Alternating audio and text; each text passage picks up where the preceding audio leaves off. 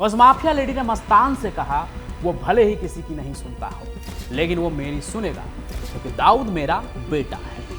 कुछ लड़कों को भेजा था मामला सुलझाने के लिए, लेकिन वे सब हाथ पैर तुड़वा कर वापस लौट गए। चेलिया मुसलमान उस समय असल में भी काफी खतरनाक थी। वो गुजरात के बनासकांठा से आए थे, लेकिन उसके आगे एक ऐसी शर्त रखी गई जिसे पूरा करना दाऊद की मजबूरी बन जाए।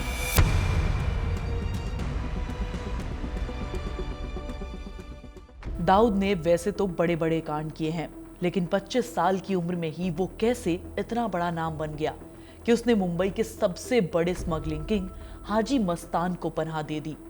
ये कहानी शायद ही आपने सुनी होगी, तो यही कहानी आज मैं तुम्हें बताने वाली हूँ। और ये उसी माफिया सीरीज की कहानी है जिसके पहले और दूसरे एपिसोड को आपने देखा होगा। मुंबई अंडरवर्ल्ड में सिर्फ हाजी मस्तान या दाऊद का नहीं, बल्कि एक औरत का भी राज था जो इतनी समझ रखती थी कि खुद हाजी मस्तान भी जब मुसीबत में पड़ा तो उसके आगे मदद की गुहार लगा रहा था।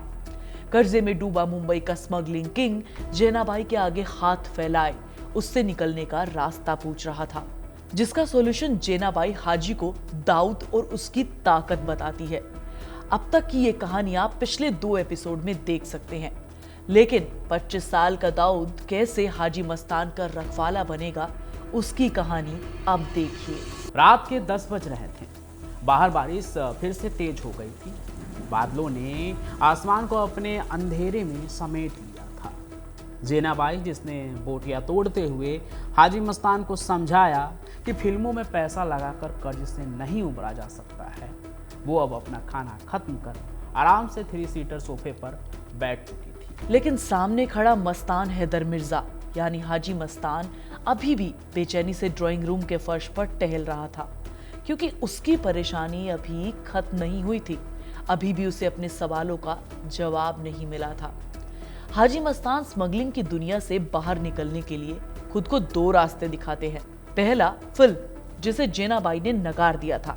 अब दूसरा रास्ता रियल स्टेट बचा था, लेकिन हाजी अभी कुछ तय नहीं कर पा रहे थे। तभी जैनाबाई ने कहा, भाई यहां आकर बैठो। जैनाबाई से मस्तान की बेचैनी देखी नहीं जा रही थी। तभी उसने खुद को सोफे के आराम से बाहर निकाला और अपनी कमर सीधी करते हुए तसल्ली के साथ हाजी को अपने पास बिठाया। हाजी भी समझ गया कि घूमना फिरना और सिगरेट की धुआं उड़ाने की जगह मामले को निपटाया जाए तो अच्छा है, इसलिए सोफे पर बैठते ही उसने टेबल पर रखी एस्ट्रे में अपनी सिगरेट मसल दी और जेना की तरफ देखा। अब असली मसले की बात करते हैं। चलो बताओ क्या सोचा है। हाजी एक बार फिर से खामोश हो गया। जेना उसे अच्छे से समझती थी, इसलिए उसने हाजी से कहा, चाहो तो एक और सिगरेट जला लो। मस्तान जैसे इसी बात का इंतजार कर रहा था। उसने अपने कुर्ते की जेब में हाथ डाला और लाइटर निकाला। फिर सिगरेट जलाते हुए उसने कहा, पापा अगर फिल्म नहीं तो बहुत दिनों से मैं सोच रहा हूँ कि रियल एस्टेट के बिजनेस में हाथ आजमाऊं। और बम्बई के सेंट्रल बेलासिस रोड पर एक ज़बरदस्त प्रॉपर्टी भी है आपा, जिस पर काफ़ी वक्त से मेरी नज़र है। तो दिक्कत क्या है, काम शुरू करो। आपा वो ज़मीन चेलियाओं के कब्जे में है और वे हटने का नाम नहीं ले रहे हैं। आपा वो प्लॉट मेरे हाथ लग जाए तो न सिर्फ सारे कर्ज चुका दूंगा, बल्कि ज़िंदगी भी सेट हो जाएगी मेरी, जो अभी कर्ज के तले डूब चुकी है। जैनाबाई समझ गई थी कि मस्तान को अपनी बेबसी जताने में कितनी तकलीफ हो रही है। वो आदमी जो कभी मुंबई का सबसे बड़ा स्मगलर हुआ करता था, आज अपनी लाचारी बयां कर रहा था। शायद इसलिए वो अपनी नाकामी का सामना नहीं कर पा रहा था। उस दौर में हाजी मस्तान का muscle power Karim Lala Pathan gang हुआ करता था। इसलिए जैनाबाई हाजी मस्तान से पूछती है, करीम भाई से बात की? कुछ दिन पहले की थी, लेकिन उन्होंने साफ मना कर दिया। इस पचड़े में वो पढ़ना नहीं चाहते हैं आपा। मगर क्यों? दरअसल उन्होंने कुछ लड़कों को भेजा था मामला सुलझाने के लिए। ये चेलिया जो हैं वो बहुत ताकतवर हैं आपा, हम उनके सामने अब कुछ नहीं। मुंबई अंडरवर्ल्ड के अंदर हाजी के लिए इससे ज्यादा शर्मनाक कुछ भी नहीं था। वो किसी से हार मान जाए। लेकिन हाजी जिस चेलियास मुसलमान को खतरनाक बता रहे थे, वो असल में भी उस समय काफी ज्यादा खतरनाक थे। वो गुजरात के बनासकांठा से थे और मुंबई में होटलों और रियल एस्टेट कारोबार पर मजबूत पकड़ रखते थे।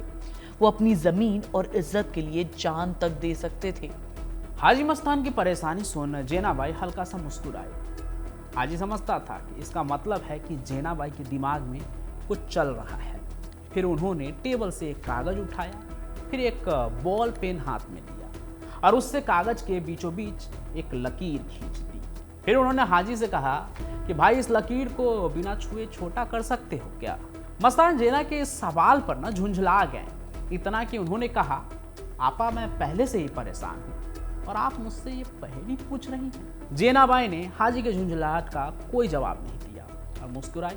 फिर उन्होंने उसी कागज पर एक और लंबी लकीर खींच दी जो पहले वाली लकीर से भी लंबी थी। हाजी उसे ये करते हुए बड़े गौर से देख रहा था। फिर जेना ने उसकी आंखों में आंख डालकर कहा, देखो अगर ये लकीर बड़ी है तो तुम इसे मिटा नहीं सकते, तो घबराओ नहीं, बस इसके बगल में एक और बड़ी लकीर खींच दो, ये अपने आप छोटी लगने लगेगी। जेनाबाई की पहेली पहले तो मस्तान के समझ में नहीं आई, लेकिन फिर मस्तान ने कागज को ध्यान से देखा और अब उसकी समझ में कुछ कुछ आने लगा था। फिर उसने तेजी दिखाते हुए कहा, आपके कहने का मतलब है आपा कि हमें इन चल्याओं से भी बड़ी ताकत खड़ी करनी होगी। बिल्कुल सही। अब बात पहले जैसी नहीं रही, इतनी ताकत मैं कहां से लाऊंगा? दाऊद और पठानों का गैंग किस लिए है भाई? आप ना होते तो इनका क्या वजूद होता? अब वक्त आ गया है कि आप इन्हें अपनी ताकत बनाएं। ये नाम सुनकर मस्तान चौंक गया।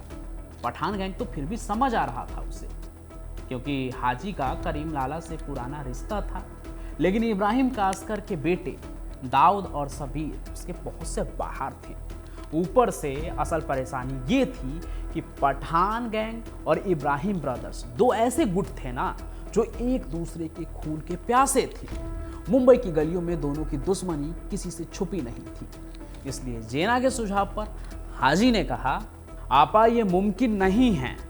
वो ऐसे जानी दुश्मन हैं कि उन्हें एक छत के नीचे लाना भी नामुमकिन है। और आप चाहती है कि मैं इब्राहिम के बेटे को लाला के साथ मिला दूं? बिल्कुल बिल्कुल, मैं ऐसा ही चाहती हूँ भाई। अगर ये हो गया तो सोचो, तुम सिर्फ इस प्रॉपर्टी के मालिक नहीं बनोगे, बल्कि पूरी मुंबई में तुम्हारी बादशाहत कायम हो जाएगी। देखो, पठानों की पकड़ ग्रांट रोड और वीपी रोड पर है और इब्राहिम ब्रदर्स नागपाड़ा में मजबूत है। और जिस जमीन की तुम बात कर रहे हो वो इन दोनों के बीच में पड़ती है। इसीलिए अगर दोनों मिल जाए तो इनके आतंक के आगे सरकार भी तुम्हारे सामने कुछ नहीं कर पाएगी। मस्तान को पहली बार ये आइडिया सटीक लगा। उसे अंदर ही अंदर अब एहसास होने लगा ना कि जेनाबाई पर भरोसा करना कभी उसकी गलती नहीं हो सकती है। लेकिन अभी एक परेशानी थी जो हाजी ने जेनाबाई से जाहिर किया। आपा, करीम भाई को तो मैं समझा सकता हूँ, लेकिन इब्राहिम के बेटे वो तो किसी का नहीं सुनते ना आपा। इसकी चिंता छोड़ दो, वो भले ही किसी की ना सुने पर वो मेरी सुनेंगे। मैं दाऊद और सबीर को अपने बेटों की तरह मानती हूँ और उनके लिए मैं माँ जितनी ही हूँ, इसीलिए उनसे मैं खुद बात करूंगी। मस्तान कुछ देर सोचता रहा।